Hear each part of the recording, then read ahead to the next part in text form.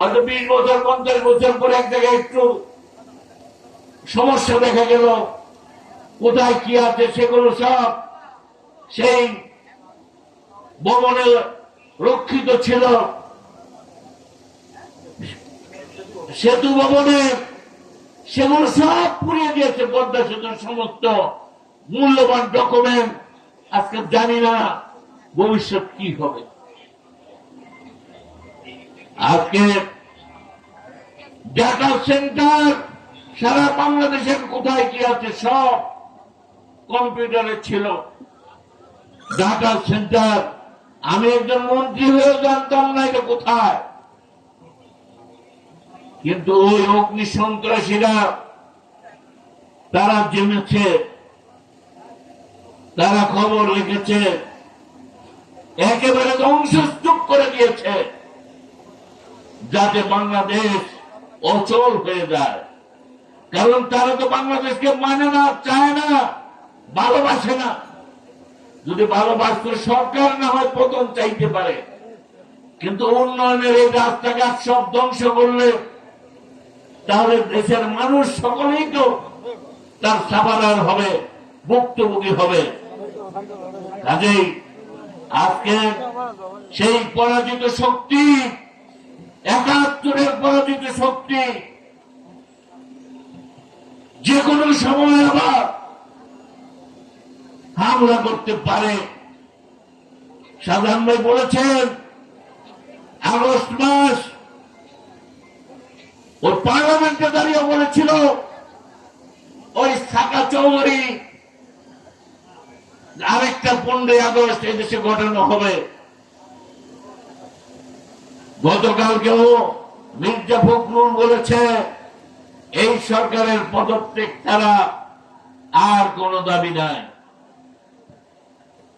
তাই আমরা বলতে চাই এইবার আমরা সংগঠিত তেমন ভাবে ছিলাম না, বিক্ষিপ্ত ভাবে ছিলাম, আমাদের পরিকল্পনায় ছিল না। তাই তারা অতর্কিত অপ্রস্তুত অবস্থা হামলা দিয়ে জ্বালাও পোড়াও করে একটা ত্রাস সৃষ্টি করেছিল, যার ফলে মোকাবেলা করা কঠিন হয়েছে। এখন থেকে যেভাবে নির্দেশনা আসে কেন্দ্রের থেকে, আমি জনসভায় বলতে চাই না, সমস্ত লেভেলে দলীয়ভাবে এবং মুক্তিযুদ্ধের সপক্ষের শক্তি যাতে আমরা সকলে ঐক্যবদ্ধ থেকে ভবিষ্যতে কোন ধরনের এই একই রকম আগুন সন্ত্রাস, জ্বালাও পোড়াও ধ্বংস এগুলো যদি করতে চায় আমরা কিভাবে মোকাবেলা করব, আমাদেরও একটা পরিকল্পনা থাকতে হবে।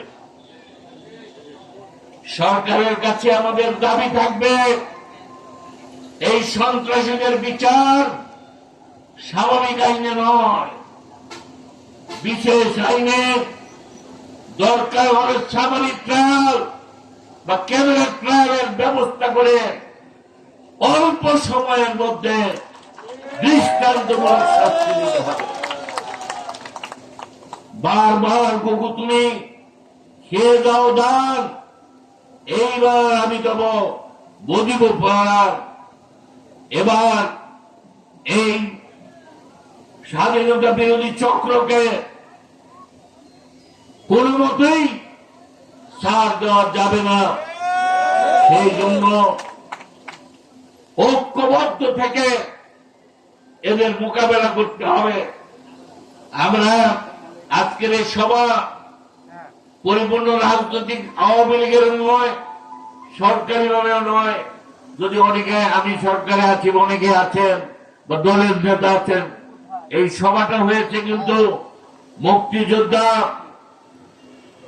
শ্রমিক, কর্মচারী, পেশাজীবী, অর্থাৎ এই যে একটা সংগ্রাম হয়েছিল 14-15 সালে শাহজাহান খানের নেতৃত্বে জ্বালাও পোড়াওয়ের বিরুদ্ধে, যেটা একটু বলেছেন তিনি, সেই ফোরামের মাধ্যমে কিন্তু নেতৃত্ব আজকের এই সভা হয়েছে। অনেকেই হয়তো মনে করতে পারেন যে উনি আসলো, আমার ব্যক্তিগত বন্ধু বান্ধব অনেকে আছে, পরিচিত আছে, যে তাদেরকে আমি হয়তো বলতে পারি নাই। কেউ যদি এটা মনে করে থাকে আমি দুঃখ প্রকাশ করছি। কিন্তু আমাদের একটাই আবেদন,